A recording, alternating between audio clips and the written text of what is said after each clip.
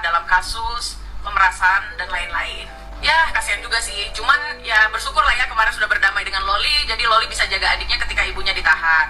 Ya kami mendukung penegakan hukum, diberlakukan seadil-adilnya. Semangat ya untuk yang diperas, ya bersabarlah, nanti kalian mendapatkan keadilan kok.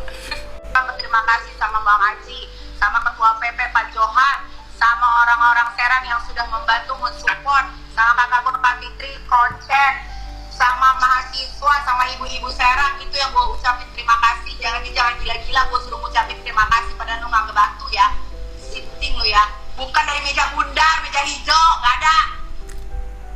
Viti ini berdasarkan komentar, kok kamu nimbrung terus? Ingat gak kemarin kasusnya Tenovi nimbrung, sekarang nimbrung lagi. Nah disitu mulai diungkit gitu ya, kebaikan-kebaikan yang pernah mereka lakukan untuk Nikita Mirzani. Jadi seolah-olah Sansabella ini mau mengatakan, ini loh saya dulu pernah bantu kamu, masa kamu lupa? Suka boleh, oneng jangan ya. Kasus di Serang itu bukan dia tidak menjadi tersangka, tetapi batal demi hukum karena Dito Mahendra nggak datang-datang. Makanya waktu ketok palu di pengadilan, dia itu sujud syukur tersungkur kan. Karena dia kaget, oh kok bisa ya gue nggak ditahan gitu loh ya. Kalau Dito pada saat itu nggak berangkat ke luar negeri, lama kali dia di penjerong itu. Nah untuk yang kali ini bagus. Kenapa? Kita lihat siapa yang membela dia, siapa lagi backingannya udah ditetapkan jadi tersangka di kasus yang memang menyeramkan sekali, tindakan-tindakan yang luar biasa lah untuk seorang wanita. Nah untuk Dito setelahnya dia ditahan itu bukan karena si NM, tetapi karena kepemilikan dar-der-dor ya. Jadi jangan sok-sok paten bilang, oh nggak taunya dia yang ditangkap, yang laporin, itulah netizen, kan ditipu-tipuin sama si NM.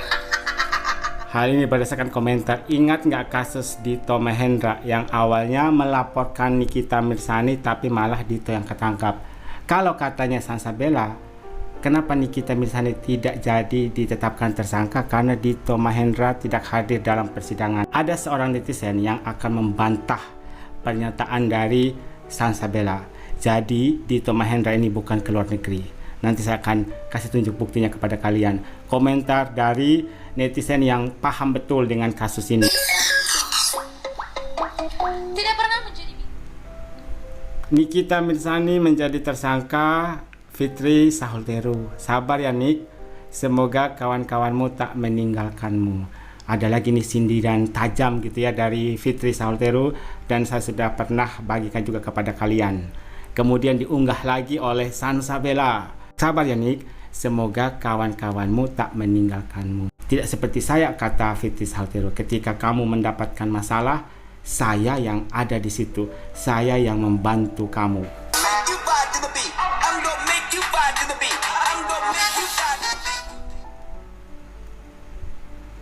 Apakah tersangka bisa santai? Tidak.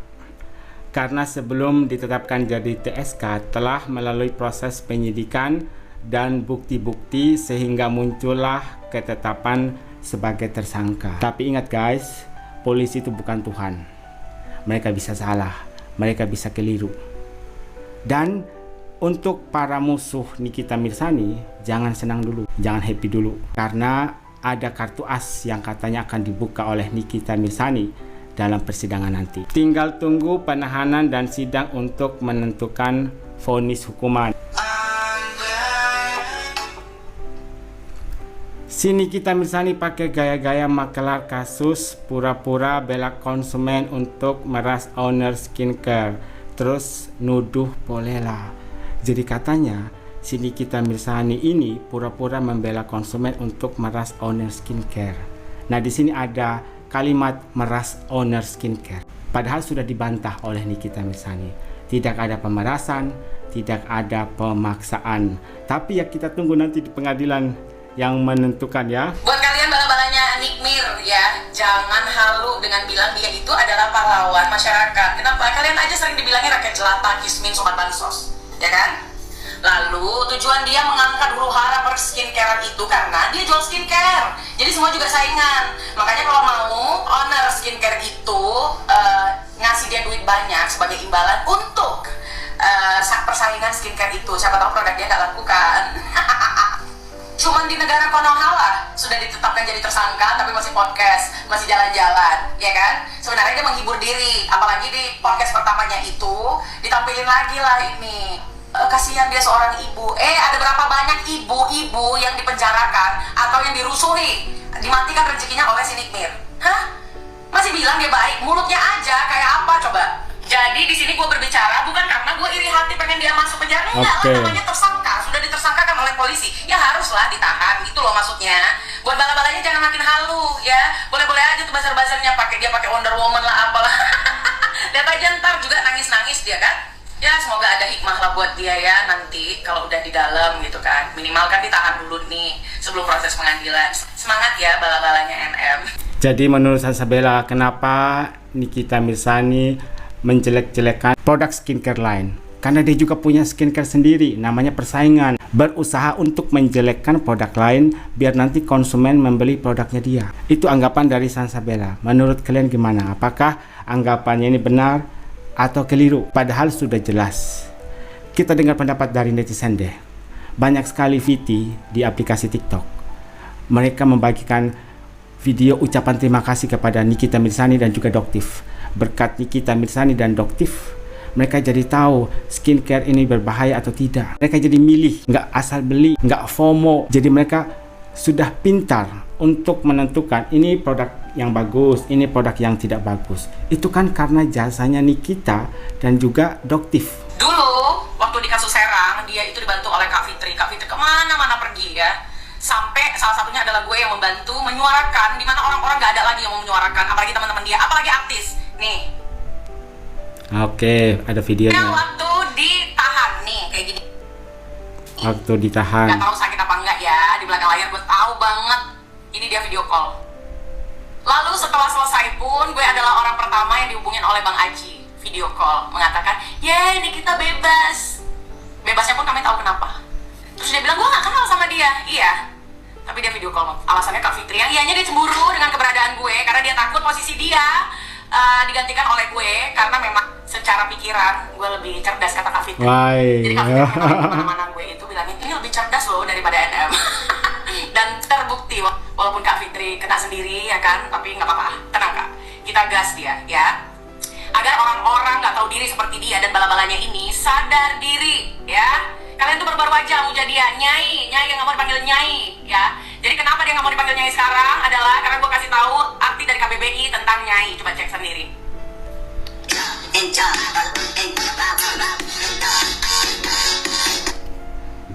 Udahlah NM, lu sama asisten lu nggak usah kemana-mana keluar bilang itu ditawarin ya. Kalau ditawarin untuk tutup mulut, harusnya lu nggak ambil duitnya, apalagi nego-nego 5 miliar, nggak taunya dikirimannya berapa ya, 2 miliar kan. Kalau memang lu ngebelain konsumen atau masyarakat, harusnya lu nggak ambil itu duit. Lu bilang aja sama dia, kalau memang lu mau, gua nggak ngomong lagi, lu perbaiki produk lu biar nggak overclaim dan lain sebagainya. Bukan malah duitnya lu ambil lalu lu gas lagi biar naik tarif, ya kan? Kayak gitu cara kerjanya kan?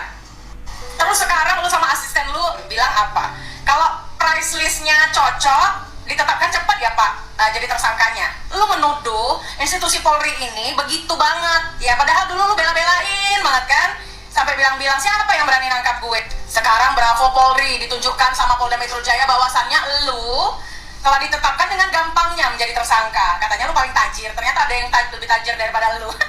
Ya iyalah, lu kan cari duitnya di TikTok kan, ngemis-ngemis koin kan sebelum lu OP-OP kayak sekarang kan. Dan hal ini bukan hal baru buat gua ya, karena dia cara memang begitu untuk meraup pundi-pundi. Jangan-jangan dokter-dokter yang sekarang ada di lingkarannya itu juga mantan daripada yang dia takut-takutin atau yang dia ancam-ancam minta-minta. Nah, daripada gua ngomong kan dia selalu bilang suara gue adalah suaranya netizen ya kan, berpengaruh sekali.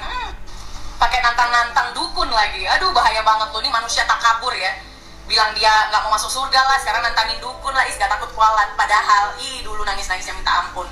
Tak kapok jadi tersangka dan siap ditahan, Nikita Mirzani tantang Reza Gladys utus dukun. Padahal itu hanya sekedar story dari Nikita Mirzani ya.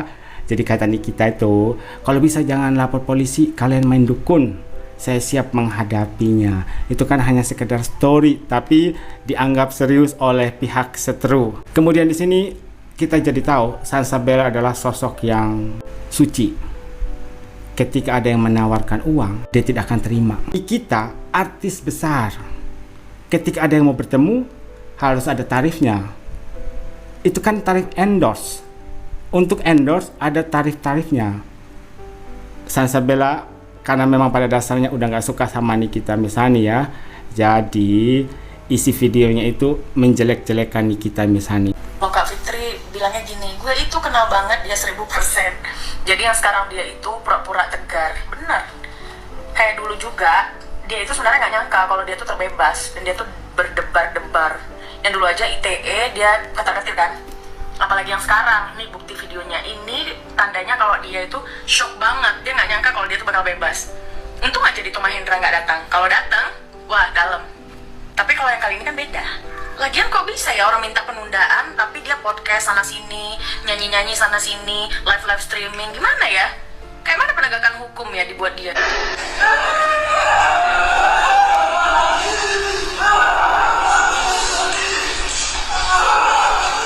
Menurut saya manusiawi sih ketika seseorang menangis ketika divonis bebas. Manusiawi sih, siapa sih yang nggak nangis? Termasuk Nikita Mirzani, karena dia punya perasaan. Yang tadinya menjadi tersangka, endingnya malah bebas. Dan seperti kata Salsabella, kenapa Nikita Mirzani dibebaskan, tidak menjadi tersangka? Karena Dito Mahendra ke luar negeri. Mari kita lihat buktinya, apakah memang betul atau tidak. Nikita Mirzani dibebaskan bukan karena Dito ke luar negeri, tapi karena Dito sebagai pelapor nggak pernah hadir.